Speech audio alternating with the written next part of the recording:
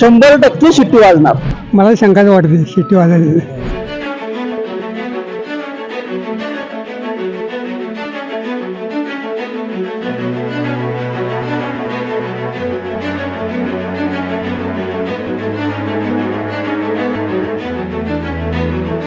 मतदारांची उलट सहानुभूती शरद पवारांच्या राष्ट्रवादीला आणि उद्धव ठाकरेंच्या शिवसेनेला निश्चितच आहे. फटका राजू शेट्टींना मिळेल, कारण की राजू फटका बसणार लोकांच्या मनात. आज मशाल हे चिन्ह घराघरात पोचलेलं आहे. आता म्हणते मोदी साहेब की आजचे दिन आहे, आजची कवा तर आजचे दिन येतात, कोणाला शेतकरी गेल्यावर येतात काय समजत नाही. त्यांनी शेती सोडून बाकीच्या जीवनावश्यक वस्तूच्या बाबतीत कोणताही तालुक्यात प्रयत्न केला नाही. केंद्र सरकारच्या धोरणावर शेतकरी पहिल्यांदा नाराज आहे. कारण जे डीएपीचं पोतं काँग्रेसच्या काळात 482 रुपयाला येत होतं ते आज 1250 रुपयाला झालेलं आहे. राजू शेट्टी सारखा माणूस आता आम्हाला संसदेत पाठवायला हवा. आणि आता शिरोळकरांनी ठरवल्यात सतीश आबासनी मतदान करायचे आणि शिरोळातनं बहुसंख्य लीड देऊन त्यांना विजय करायचा शिरोळकरांनी निर्धार केलेला. नमस्कार, मी संदीप. हातकणंगले लोकसभा मतदारसंघात आपण फिरतोय. हातकणंगलेची जी लढाई आहे ती सोपी नाही आहे, चौरंगी लढत आहे. 4 उमेदवार मैदानात आहेत. या पार्श्वभूमीवर राजू शेट्टींचं जे गाव आहे, राजू शेट्टींचे जिथं राहतात त्या शिरोळ या गावात आपण आहोत. शिरोळ येथील मतदारांचा कौल कुणाला आहे, शिरोळच्या जनतेचे प्रश्न काय आहेत, ह्या गोष्टी हे मुद्दे आपण समजून घेणार आहोत. माझ्यासोबत शिरोळचे काही मतदार आहेत. काय सांगाल, स्थानिक कसं राजकारण आहे? राजू शेट्टींचं गाव आहे, त्यांच्या बाजूने कसं राजकारण आहे, एकंदरीत कशी परिस्थिती आहे? निश्चितच राजू शेट्टींचं गाव आहे, ऊस शेतीचा पट्टा आहे. पण गेल्या बहुतांश 5 ते 10 वर्षात शेतीच्या बाबतीत बरेचसे बदल घडलेले आहेत. केंद्र सरकारच्या धोरणावर शेतकरी पहिल्यांदा नाराज आहे. कारण जे डीएपीचं पोतं काँग्रेसच्या काळात 482 रुपयाला येत होतं ते आज 1250 रुपयाला झालेलं आहे. त्याबरोबरच जर बघितलं तर इतर खतांच्यावर आणि कीटकनाशकांच्यावर 5 ते 18% पर्यंत जीएसटी आज या केंद्र शासनानं लादलेली आहे.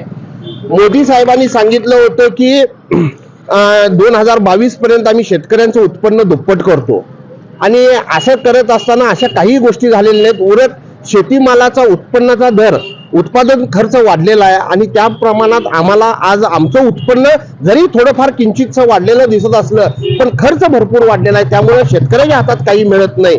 त्यामुळे हा संघर्ष जो आहे हा राजू शेट्टी व इतर पक्ष असण्यापेक्षा केंद्राच्या विरोधातला आहे. आणि केंद्राच्या विरोधातल्या ज्या घटना घडत आहेत की जसं महाराष्ट्रात गेल्या 2 वर्षाच्या काळात जे घडलं की दुसरे पक्ष फोडायचे आणि आपली सत्ता अबाधित ठेवायची आणि आम्ही 400 पार म्हणायचं, हा एक अंडर करंट आहे, हे जनतेत चालू आहे. त्यामुळे निश्चितच यावेळी बदलाचं नांदी आहे आणि बदल हा होणार आहे. काय सांगाल, कसं परिस्थिती आहे? हिची म्हणता वय परिस्थिती काय, शेतकऱ्याला काही पुरवणार नाही अशी गोष्ट होऊन बसल्या हो.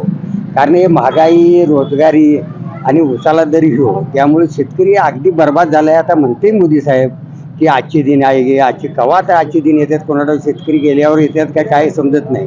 कारण शेतकऱ्याला निव्वळ शेतीवर जे अवलंबून आहे त्याला या सरकारचा काहीही फायदा नाही. चौरंगी लढत आहे यावर्षी हातकणंगलेमध्ये. मतांचं विभाजन होईल का? होणार की राजू शेट्टींना फायदा होईल त्याचा? कुणाला? राजू शेट्टींना. राजू शेट्टी वंचित फायदा जरा होणार. गेल्या वेळी नुकसान झालं होतं राजू. होय, त्यापैकी जरा फायदा होणार की जरा होणार. कारण मराठ्याच्या जरा विभागणी होणार आणि त्यामुळे जरा राजू शेट्टीला फायदा पण होईल. यश येईल हे म्हणता येणार नाही. काय वाटतं, कशी परिस्थिती आहे राजू शेट्टींच्या गावात? मशाल का मशाल असं का वाटतं? नवीन तडफदार उमेदवार आहे. कोण आहेत मशालजींना उभे? कोण आहेत? सत्यजित सोनवणीकर, सत्यजित पाटील. पाटील. पण आता त्यांचे 2 गट झाले शिवसेनेचे. उद्धव ठाकरे. जनता ही उद्धव ठाकरेंच्या पाठीमागे आहे.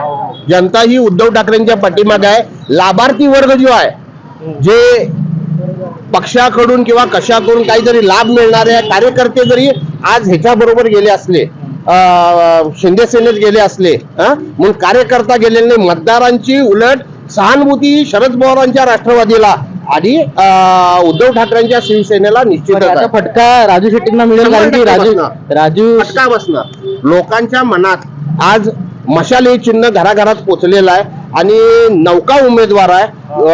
गेल्या 5 वर्षात निष्क्रियता जी खासदारांची दिसलेली आहे किंवा तुम्ही जरी म्हटला राजू शेट्टींचं गाव आहे, गेल्या इलेक्शनला राजू शेट्टी 2200 मतानं इथं धैर्यशील मानेंच्या मागं होते.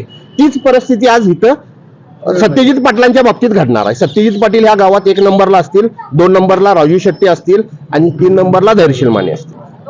यांची चर्चा चांगली आहे राज शेट्टींची. शेतकऱ्यांना आहे का फायदा?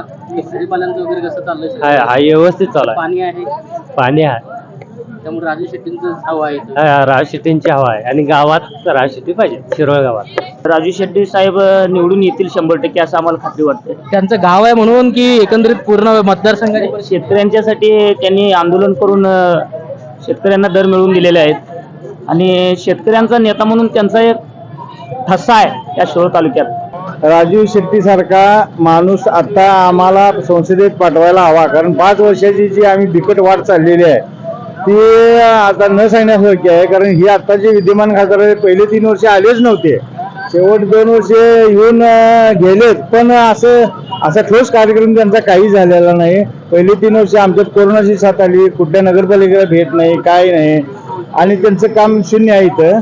आणि राजू शेट्टी सारखा कष्ट करायचा आणि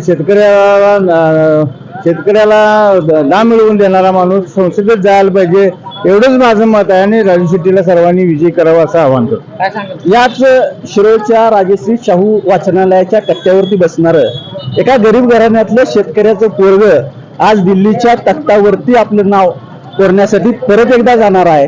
याच शिरोळच्या ऐतिहासिक नगरीमध्ये ज्या माणसानं या तळागाळातल्या लोकांचे, शेतकऱ्यांचे प्रश्न घेऊन या महाराष्ट्रामध्ये चळवळीमध्ये उतरल्यानंतर जी एक लोकप्रियता मिळवली आणि प्रामाणिकपणानं काम करणारं नेतृत्व म्हणून या महाराष्ट्रामध्ये आणि अखंड देशामध्ये ज्या माणसाचं नाव झालं, तोच हा शिरोळचा भूमिपुत्र आज परत एकदा शिरोळच्या अस्तित्वासाठी असू दे किंवा या शेतकऱ्यांच्या भवितव्यासाठी, शेतकऱ्यांच्या मुलांच्या भवितव्यासाठी या ठिकाणी मैदानात उतरलेला आहे. आणि खऱ्या अर्थानं आज हा शिरोळ हे त्यांच्या पाठीमागे पूर्ण ताकदीनिशी उतरलेला आहे. हा शिरोळचा भूमिपुत्र परत एकदा दिल्लीच्या तख्त्याला 100% धडक देणार हा विश्वास आहे. राजू शेट्टींची शिट्टी वाजणार मग? 100% शिट्टी वाजणार. आम्ही इथं ऊस आंदोलनासाठी आम्ही इथं थांबलेलो शेतकऱ्यांच्या प्रश्नासाठी, आणि ऊसाला दरासाठी आम्ही इथं थांबलेलो. तरी पण आम्ही त्यांना थांबा म्हटलं तर आमच्या शेतकऱ्याच्या प्रश्नासाठी थांबले नव्हते. त्याच्या खासदार धैर्यशील माने इथं थांबले नव्हते, त्याच्यामुळे त्यांनी उद्घाटनला गेले, खरं आमच्या प्रश्नासाठी थांबले नाही तिथं शेतकऱ्यांच्या. आता चौरंगी लढत आहे, सत्यजित पाटील पण मैदानात आहेत. चौरंगी लढत नाही, एक हातीच सत्ता येणार आहे. परिस्थिती एकदम उद्धव ठाकरे गटाला चांगली आहे आणि त्यांनी देताना उमेदवार एकदम स्वच्छ प्रतिमेचा दिला. त्याचा प्रशासकीय अनुभव आहे, सभागृहाचा अनुभव आहे आणि आम्ही या दोघांनी पण आजी आणि माझी दोघांनी पण आम्ही एकदा शिरोळकरांनी खासदार करून बघितले आणि आता शिरोळकरांनी ठरवले सत्यजित आबासनी मतदान करायचे आणि शिरोळातनं बहुसंख्य लीड देऊन त्यांना विजय करायचा शिरोळकरांनी निर्धार केलेला. लोक म्हणतात राजू शेट्टींचं गाव असल्यामुळे शेट्टींसाठी तिकडे जनभावना आहे. नाही, गाव बरोबर आहे. राजू शेट्टींचं गाव आहे, तर राजू शेट्टींनी सुद्धा या गावानं 2 वेळा खासदार केले. त्याला आमच्या गावाला काय पत्रात पडलंय? 2 वेळा करून दिलेच काय, आम्ही काय नाही म्हणत नाही.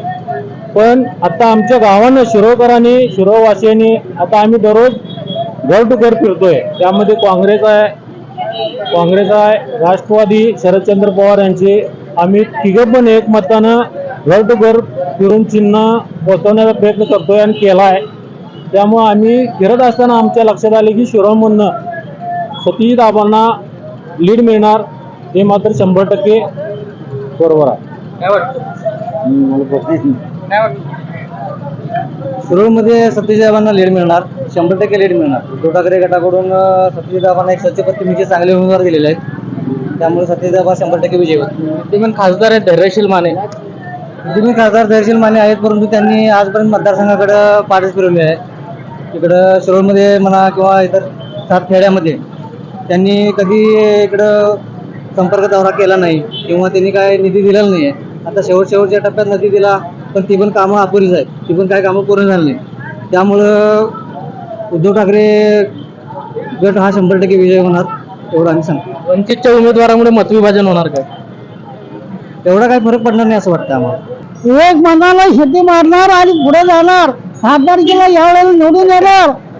हा तुम्ही प्रचारासाठी सगळ्यात पुढे फिरताय. हे प्रचाराला फिरतोय आम्ही. प्रचार माझा 12 महिने झालेला आहे. आज मी स्वाभिमानीचा 30 वर्ष झाला आहे. कधीपासून आहे राजू शेट्टी? 30 वर्ष झाला, 30 वर्ष झाला. 2 टर्म राजू शेट्टी खासदार होते ते आधीपासून. खासदार होते, एकदम आमदार होते, जिल्हा परिषदला होते. ते पुढे चालू झालं. आता शिरोड्यात तर कशी परिस्थिती आहे? राजू शेट्टींचं गाव आहे. राजू शेट्टीचं 1 नंबरचं गाव आहे आणि परिस्थिती चांगली आहे. हा माझे पाय नसताना मी स्वाभिमानीला हे घेणार आणि माझा जीव आहे तोपर्यंत पुढे जाणार. माझा जोपर्यंत जीव आहे, नाही तर पडले हे झाले तर माझा हे वर जाणार. हा राजू शेट्टी यावेळेला निवडून येणार. यासाठी परंपरेचा राजकारण झालेलं आहे. राजू शेट्टींचं गाव आहे शिरोडा. कसं वातावरण आहे? राजू शेट्टींची शिट्टी वाजणार का? नाही, तसं काय सांगू शकत नाही आपण. त्यामध्ये लोक फार नाराज आहेत. या फोडीच्या राजकारणामुळे लोक फार म्हणजे नाराज झाल्यात प्रत्येक पक्षावर. वैयक्तिक त्याच पक्षावर नाही, पण प्रत्येक पक्षावर तिने लोक नाराज आहेत. वातावरण नाराजीचं आहे शिरोडामध्ये. नाही, या पक्षाच्या फोडीच्या राजकारणामुळे फारसे लोक प्रत्येक पक्षावर नाराज आहेत. पूर्वीचे जे राजकारण होतं, म्हणजे पूर्वी जवळजवळ 20-25 वर्षापूर्वीचे जे राजकारण होतं ते आता राजकारण नाही. स्वार्थासाठी प्रत्येकजण ह्या पक्षातनं त्या पक्षात. लोक कसं आहे, आम्ही एक पक्ष म्हणून त्या उमेदवाराला मत दिलेलं असते. राजू शेट्टींची शिट्टी वाजणार का? मला शंकाच वाटते शेती वाजायला. का वाटतं शंका? त्यांनी काय सामान्य माणसाला मिसळत नाहीत, काय नाहीत. निवडणूक आल्या की थोडे येतात, बाहेर पडतात. बाकी सामान्य माणसाला मिसळा पाहिजे नाही. स्थानिक प्रश्न काय आहेत शिरोड्यातले? जे शिरोड्यातलेच प्रश्न सुटले नाहीत. शिवराचे प्रश्न सुटलेच नाहीत. शिवराज खासदार आमदार असून शिवराज आहे तसं आहे. मी आता 60 वर्ष बघतो, शिव आहे तसं आहे. शिवमध्ये काय मजा झाली काय नाही. सुविधा नाहीत, पाणी सुटते एक झाडानं झालं बाबा. कचऱ्याचा प्रश्न आहे, स्वच्छतेचा प्रश्न आहे. आता इथं बघा किती स्वच्छता आहे बघा. पाण्याचा प्रश्न आहे, झाडं वाळायला पाणी नाही इथं. ट्रॅकवर या. काय वाटतं? शैक्षणिक प्रश्न, रोजगाराचा प्रश्न? नाही, फार भेडसवते. सर्वसामान्यांनी शैक्षणिक म्हणा, आरोग्य म्हणा, त्यानंतर शैक्षणिक म्हणा, लोकांची परिस्थिती बिकट झाली. त्यामुळे महागाई म्हणा, महागाईवर सुद्धा कोण बोलत नाही आहे. त्याच्यामध्ये जे पूर्वी 400 रुपये सिलेंडर होतं ते आता 1100 ते 1200 रुपयेपर्यंत सिलेंडर झाले. पेट्रोल जे 60-70 रुपयाला होतं ते 106 रुपयेपर्यंत पेट्रोल झालेलं आहे. त्यामुळे सगळी महागाई वाढलेली आहे. त्यामध्ये सर्वसामान्य यात लोक भरडला जातो. याच्यामध्ये सरकारनं बी याच्यावर लक्ष दिलं पाहिजे. त्याच्यामध्ये परत प्लॅस्टिक बंदी, प्लास्टिकवर सुद्धा कोण बोलत नाही आहेत. सर्वसाधारण लोकांनी प्लास्टिकवर सुद्धा आता बोलायला पाहिजे. त्याच्यावर बऱ्यापैकी प्लास्टिक किंवा झाड तोडी किंवा वृक्ष तोडी झालेलं आहे. मोठमोठे रस्ते झाले, इन्फ्रास्ट्रक्चर झाले, बरोबर आहे. पण ते झाडे परत लावलेले नाहीत. 50-50, 100-100 वर्षापूर्वीची झाडे तोडलेली आहेत त्याच्यामध्ये. आणि आता झाडे लावले ते फुलाचे छोटे छोटे झाडे आहेत. सर्वसाधारण परदेशातनी एका व्यक्तीमागे जवळजवळ 500 झाडे आहेत आणि आमच्या इथे एका व्यक्तीमागे 5 झाड नाही आहेत. त्यामध्ये याच्यावर सुद्धा विचार करायला पाहिजे सरकारनं. त्यामध्ये अनेक बोलू आम्ही खाजगी कंपनीत काम करणारे काम आहे. खाजगीमध्ये तुम्ही महामंडळ महामंडळ, विद्युत मंडळ, काय खाजगी बँका त्यांना पेन्शन वाढ देतो म्हणून सांगितलं. ते साहेब आता BJP सरकार सत्य आल्यावर 90 दिवसात 3000 करतो सांगितलं. त्यावर नावच नाही. आता आम्हाला 1000 रुपये पेन्शन, 1000 रुपये जगू शकतो काय आम्ही? कमी कमी 5-6 हजार पेन्शन पाहिजे आम्हाला. त्यात वाढ होत नाही, काय नाही. ज्यांना 2,500 रुपये पेन्शन आहे आम्हाला, जगायचं कसं आम्ही? कुठल्याच त्यांच्या जाहीरनाम्यात कुठल्याच पक्षात नाही, आमचा विषय नाही. असे लोक आता मरून गेले पण पेन्शन वाढते म्हणून. हे आमच्यासारखी. शेतकऱ्याच्या मालाला भाव सुद्धा मिळत नाही आहे. त्याच्यामध्ये जे पूर्वी 5 वर्षामागं खत होतं, खताची पोती होती, जवळजवळ 400-450 पोत आता 1200 ते 1300 रुपयेपर्यंत झालेलं आहे. ज्या पटीत खताचे औषधाचे दर वाढले त्या पटीत शेतकऱ्याच्या मालाचे दर वाढले नाहीत. तुम्हाला 5 वर्षापूर्वी जे दर होते त्या पटीत ऊसाचा दर मिळालेला नाही शेतकऱ्याला. खताचे दर म्हणा, पाणी म्हणा, पाणीपट्टी म्हणा, मजुरी म्हणा, त्यामध्ये भरपूर जवळजवळ डबल रेट झाले बाकीचे. पण शेतकऱ्याच्या मालाचे डबल रेट झालेले नाही. त्याच्यामध्ये शेतकरी जे सुखी झाला तर देश सुखी आहे. त्याच्यामध्ये शेतकऱ्याच्या मालाला भाव मिळाला पाहिजे सर. त्यामध्ये राजू शेट्टी शेतकरी नेते घेतले तरी शेतकरी नेता आहेत, परंतु त्यांनी शेती सोडून बाकीच्या जीवनावश्यक वस्तूच्या बाबतीत कोणताही तालुक्यात प्रयत्न केला नाही. आणि त्या सर्व आमदार खासदारांनी मिळून हे माणसाला अत्यावश्यक गरजा आहेत त्याची त्यांनी दखल घेऊन त्याबाबत लोकांच्या समोर आपलं मत मांडायला पाहिजे. त्यामुळे मतदारात उत्साह नाही. ऊसाचं काय म्हटलं तुम्ही?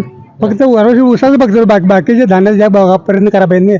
बाकीचे कामगार आहेत त्यांच्यापर्यंत सोडलं पाहिजे. त्याच्याविषयी कोण बोलतच नाही. त्यांच्याविषयी उद्योगधंदे उद्योग चालला पाहिजे. उद्योगावर बोलायला पाहिजे नाही. त्यामध्ये त्याविषयी काहीच नाही विषय, काय विषय होत नाही. त्यासाठी केलं पाहिजे, प्रयत्न केले पाहिजे. शिरोळ मतदारसंघातील प्रतिक्रिया आपण जाणून घेतल्या. इतर नागरिकांना काय वाटतं, येथील मतदारांच्या काय भावना आहेत.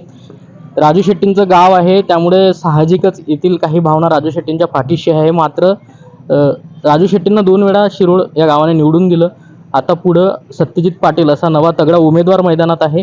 त्यामुळं येथील लोकांनी असं बोलून दाखवलं आहे की त्यांना बदल हवा आहे. त्यांना काही प्रश्न सोडायचे असतील तर नवीन उमेदवार हवा आहे. राजू शेट्टींना 2दा संधी दिली, धैर्यशील मानेंना 1दा संधी दिली. त्यामुळे यावर्षी देखील या गावातील लोकांना असं वाटतं की त्यांना बदल हवा आहे. आणखी काही गावात आपण जाणार आहोत, त्या गावातील लोकांशी बोलणार आहोत. लोकसभा निवडणुकीच्या पार्श्वभूमीवर हा व्हिडिओ तुम्हाला कसा वाटला आम्हाला कमेंट बॉक्समध्ये सांगा. असेच व्हिडिओ पाहण्यासाठी ही सकाळला फॉलो करा आणि सबस्क्राईब करा आमचं यूट्यूब चॅनल. महाराष्ट्रातील सर्व बातम्यांचे विश्वासार्ह व्यासपीठ, सकाळच्या सर्व सोशल मीडिया प्लॅटफॉर्मला लाईक, फॉलो आणि सबस्क्राईब करा. तसंच सर्व नोटिफिकेशनसाठी बेल आयकॉन प्रेस करायला विसरू नका.